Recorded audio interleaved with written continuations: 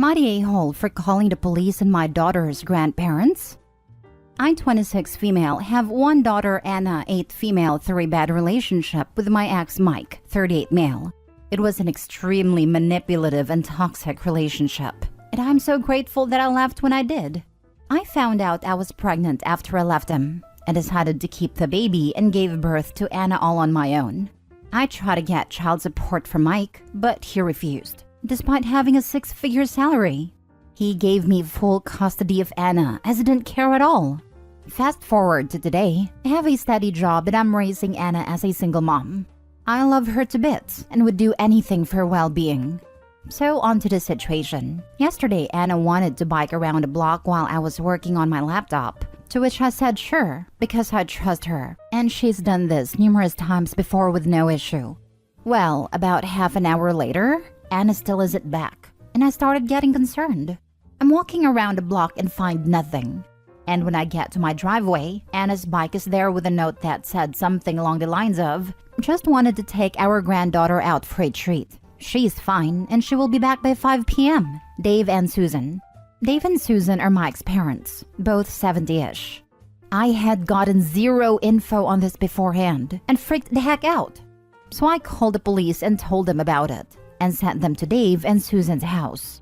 I have no idea how they got my address, but needless to say, they found Anna and got her back to me. I'm currently infuriated with Dave and Susan for taking my daughter out without my permission. But now I'm getting called an a-hole and told that I'm a witch for not letting them meet their granddaughter and getting them in trouble with the police for spending time with her by Dave and Susan's entire family. I didn't even know if Anna would be alright, let alone alive, so I think my freaking out is understandable. Am I the a-hole? Now for the top comments. Not a-hole. This is insane behavior on their part. If they want to meet their son's bio child, because she's not their granddaughter, as to be a parent or grandparent, you have to be involved in a child's life. The appropriate thing to do would be to contact her mother and work it out that way. They kidnapped a child. Their son's genetic contribution does not change the fact that they kidnapped an 8-year-old they had never met. I hope Opie's daughter isn't traumatized. They kidnapped your daughter, not the a-hole. The only point worth making towards this insane behavior. Opie, not the a-hole, and please consider a restraining order against these people. On another note, how on earth can sperm donor get away with not contributing? Where I live, the government agency would deal with this and garnish his wages if he didn't comply.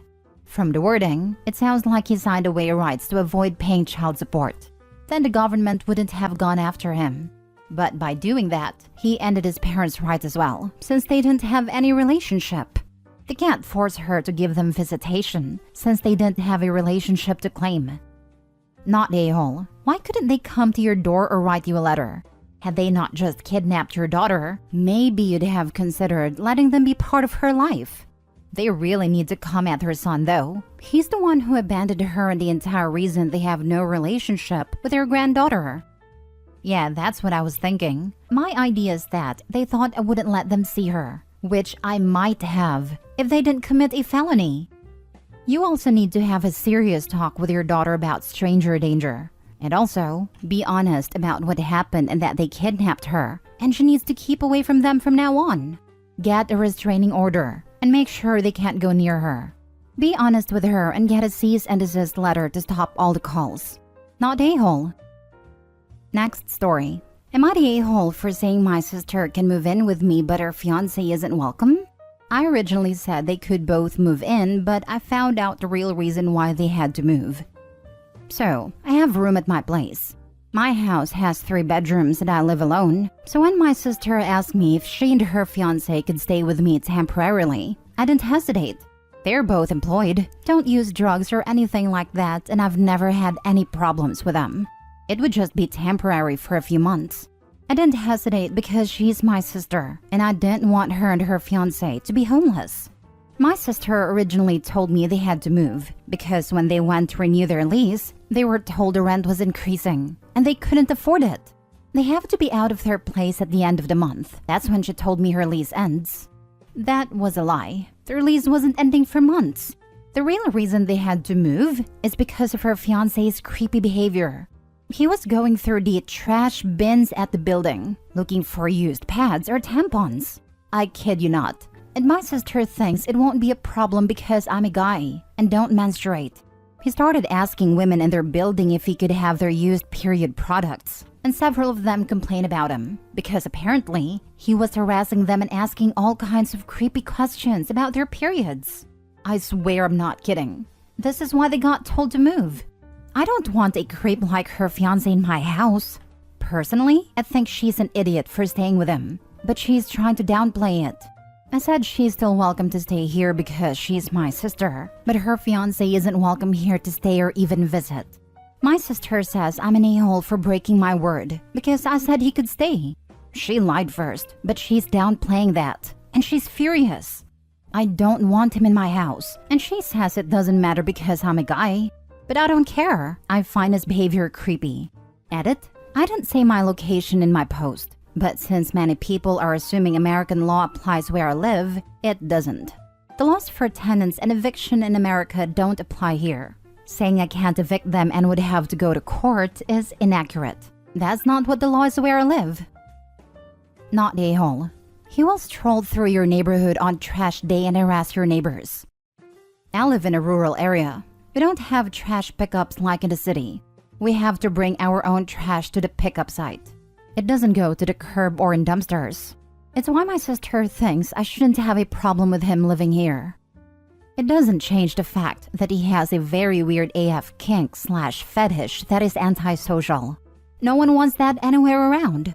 And just because you don't have trash doesn't mean he won't try to get his fix somehow.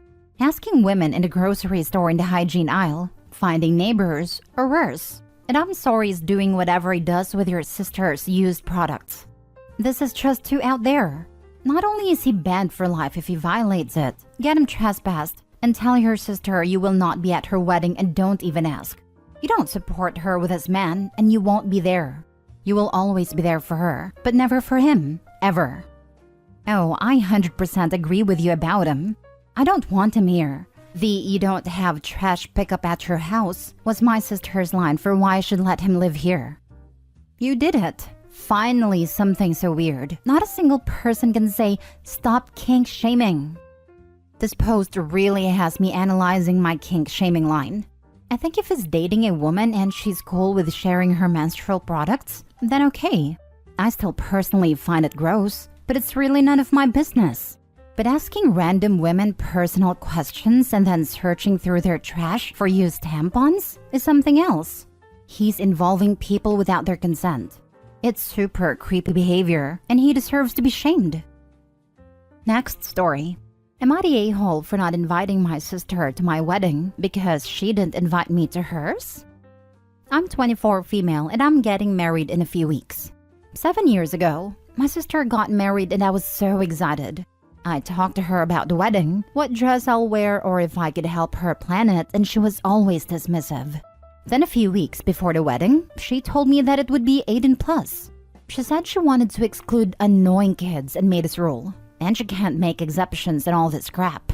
She also said I was too young for the adult atmosphere and whatever. My 18th birthday was a week after the wedding. I was devastated, and I begged my sister to let me come. I really wanted to be there and support her. My stepmom refused to go to the wedding as a result of that, and my dad almost divorced her over it, among other things. I eventually accepted it, and I told my sister that I would not invite her to my wedding either. She scoffed and laughed, and said I was just being immature and I'll forget about it. Now, my fiancé's dad owns a massive yacht company. They rent out yachts, make repairs, and sell equipment. The wedding party will take place on a yacht, which can accommodate 200 guests. My sister asked me about the wedding, and I flat out told her she wasn't invited.